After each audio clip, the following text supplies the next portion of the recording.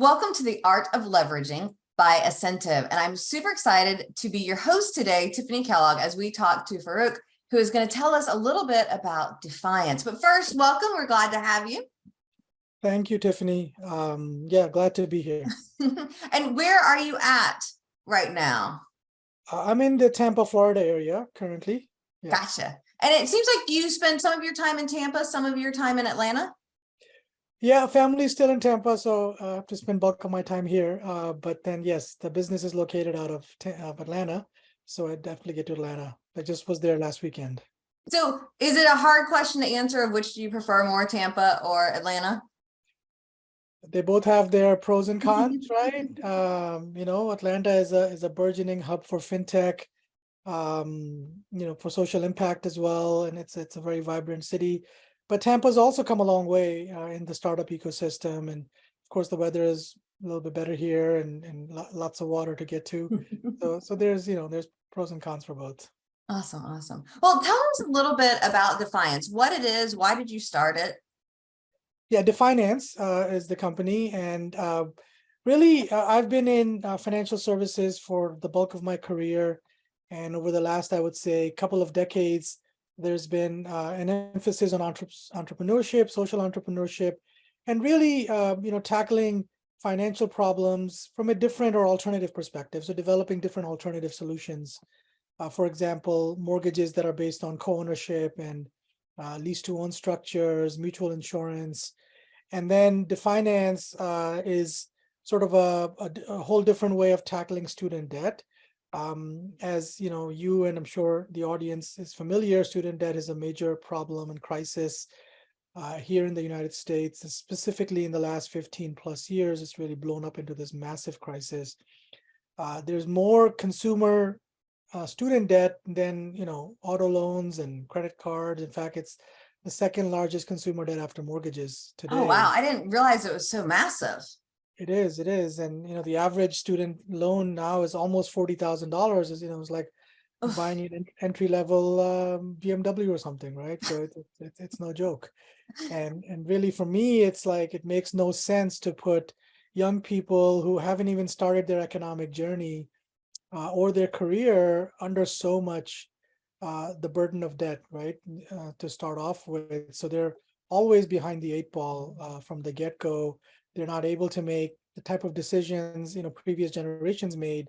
For example, even finding the right job. Sometimes it's about just finding the first job, even if it's not the perfect job or the right job for the long-term career. For example, a lot of folks are not able to buy homes, start families, and then mental health. I mean, student debt is impacting mental health to a great degree. Statistics show that I think even like 9 out of 10 people have suffered some type of anxiety due to student debt, or 50% have suffered depression. So there's lots of, it's a huge problem. And so we're very passionate about it. My kids are in college now, so it was something that was kind of top of mind for me anyway a few years ago. I started looking into it. It just, it was heartbreaking to see what's going on. So what we're doing, Tiffany, is we're able to refinance student loans for people that have already left school, that are in the workforce, that are actually dealing with student debt. But we're able to replace it, meaning we can pay off the current student loans and replace it with an income share agreement.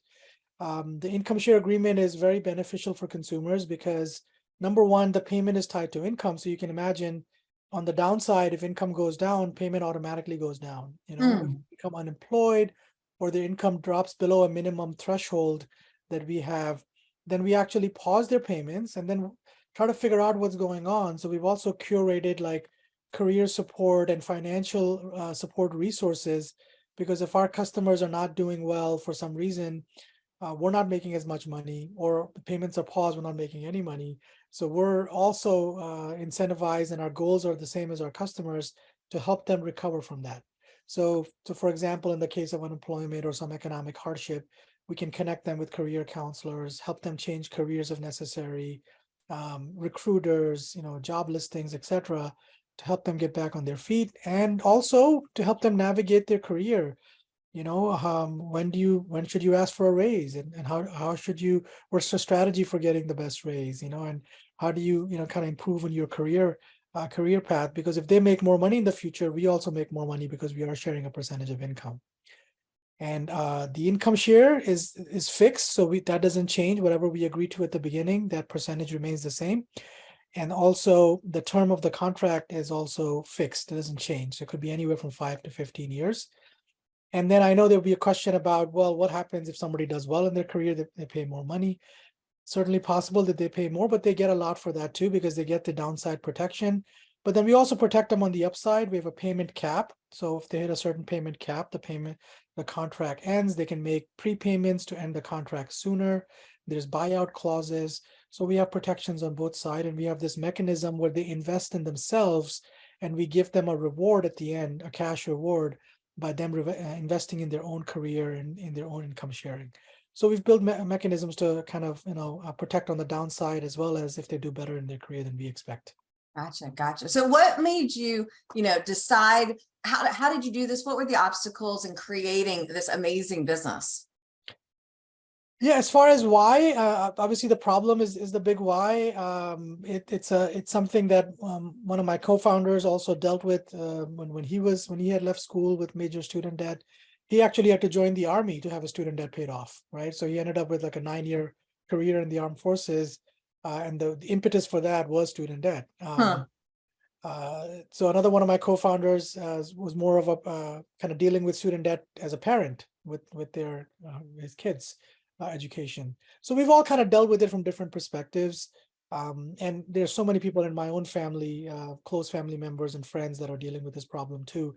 So it resonates on a deep level for all of us. And because we are experts in alternative finance, kind of thinking outside the box of how to solve financial problems in a different way, and better way, at least from our perspective, we really felt like we could bring something to the table here and to solve this in a very innovative way. And the other thing I wanted to also mention is it's essentially, we're building a marketplace where we're connecting people that need to refinance their student loans with investor capital. So the other side of the marketplace is a fund that we have launched where investors can deploy capital. We use that money to refinance these student loans, and the income sharing payments go back into our investment fund, and net of fees are distributed to investors. So they get passive income on a quarterly basis. It's like an alternative fixed income with low volatility, because we've turned income into an investable asset. And if you look at the data of income is very stable over time. Even during recessions and market volatility, incomes still are very stable and grow over time. So low risk from that perspective, but returns are much better because returns can actually improve as people's careers improve in the future. So we feel like we've actually developed two products: an investment product for investors as well as for the refinancing of student debt. And the reality is that this is a major social problem as well. So investors can now also kind of go to sleep feeling better at night that they're actually solving a major problem, helping people get out of student debt. Yeah, that's a really amazing thing, because I know that is something so many people face. And yeah, we need some work on the front end of things on how students are getting the debt and what education looks like. But for now, we can't do anything about it. So how quickly after the students get out of college can they start working with you? It kind of depends on what their major was, what their career was. So for example, somebody that has a professional degree, a graduate level degree, because it's about us being able to predict their future outcome. So for some careers, we have an easier way of predicting that. Like, for example, if it's a nurse, we have a very good idea about what nurses' career trajectory would look like. There's a shortage of nurses, so there's lots of jobs available for nursing as well, right? So that's somebody can work with us fairly quickly after leaving college, right? But somebody that has more of a let's say an art major, well, they may need to show like 3-4 years of work history so we can be more comfortable that they are in the right career path, they're working for the right company, and they're trending in the direction where we can actually predict their future income a little bit better. But essentially, we can work with anyone. Some people, we just need a little bit more work history in order to do that. But it's not only for high-paying careers. Like, we love teachers as a potential customer, because even though teachers make lesser money than, let's say, a nurse or a doctor or lawyer, but their careers are very stable. A lot of times, especially in public schools, we know exactly what their salaries are going to be, because they're negotiated ahead of time, so we can predict much better what's going to happen for them. So that's another great candidate, right? We want to help teachers as well, get out of student debt. So on that side of the business, how do most people find you? How are you growing your business? Yeah, so we're still early. If you're familiar with the startup life cycle, this is beyond an idea. We have built what's called our initial product in the startup world. It's called a minimally viable product, or MVP. So we have an MVP in the market, which is fully functional, but it's not necessarily fully optimized yet, fully automated. So we're going to have to improve upon that. So we are raising capital now to be able to make our product better.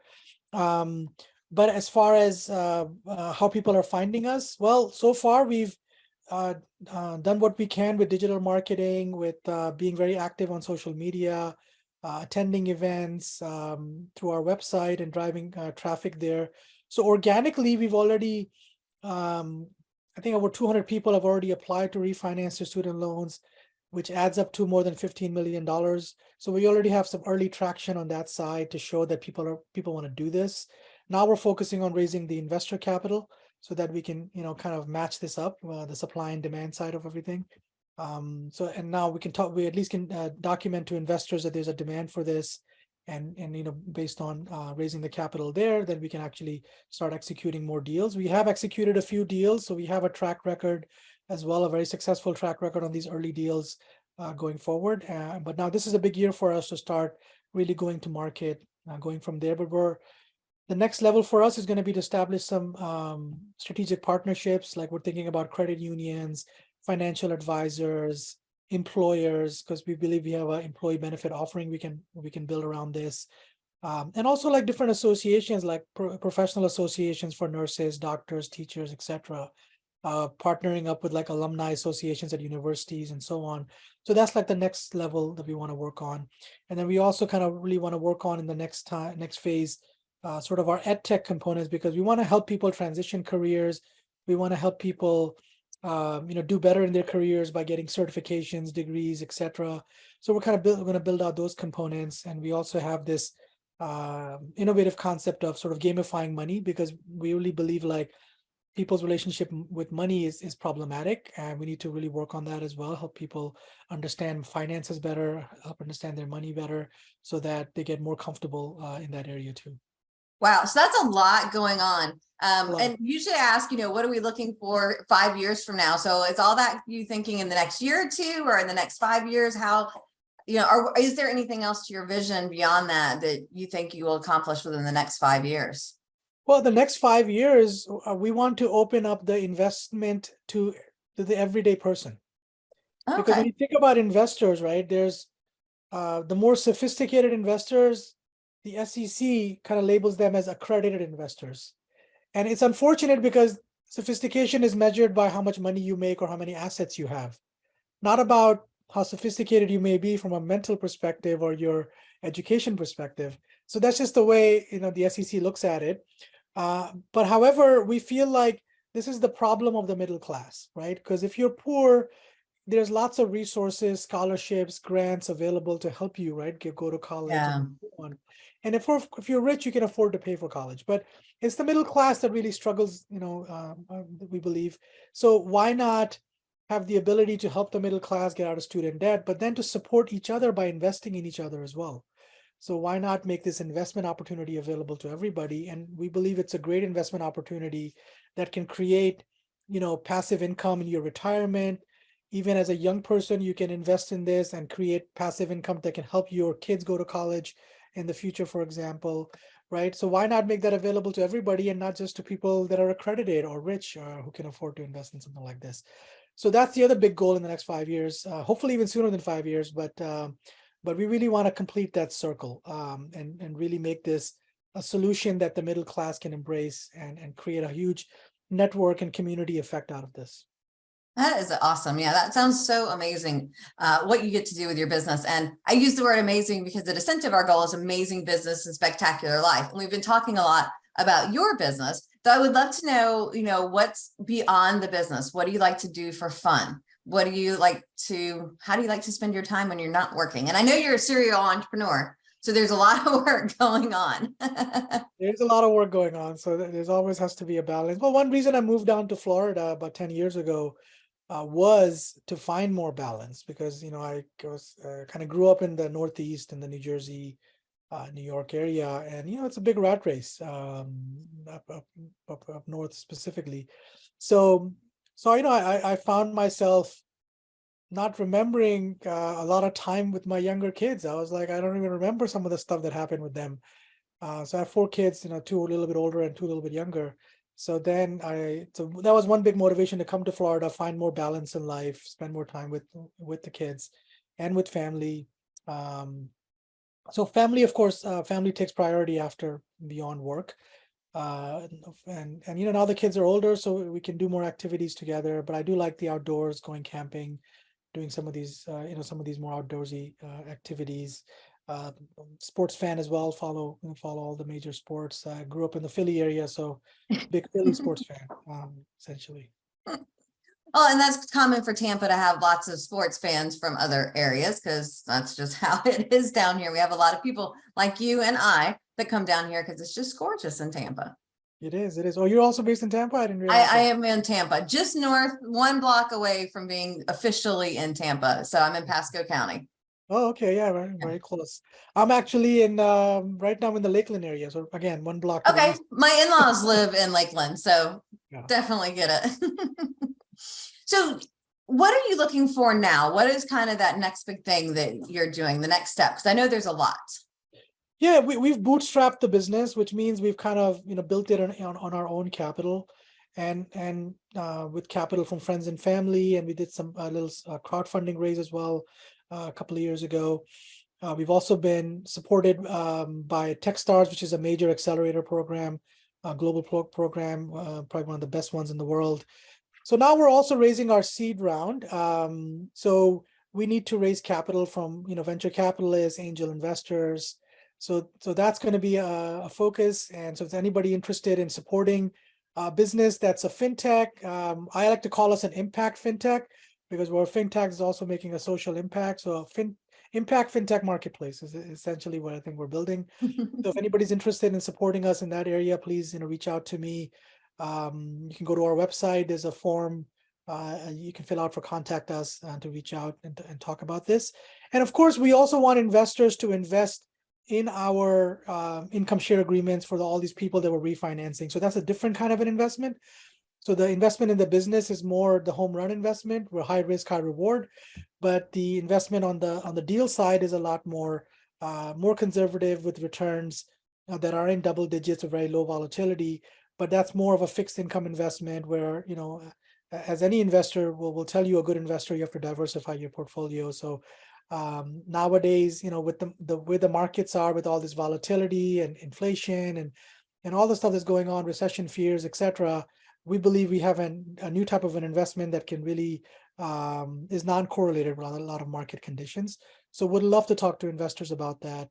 In the beginning, it is for accredited investors, but over time, like I mentioned, we do want to open it up to retail investors and everybody. That's awesome. Now you mentioned a website. You want to tell us what that website is? And we will put that in the show notes, y'all, too.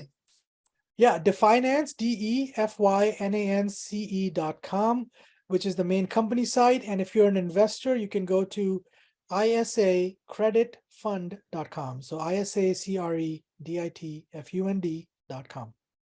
Well, I want to say thank you so very much, Farrukh, for your time today to share with us about something I have never heard of before. So I'm really excited.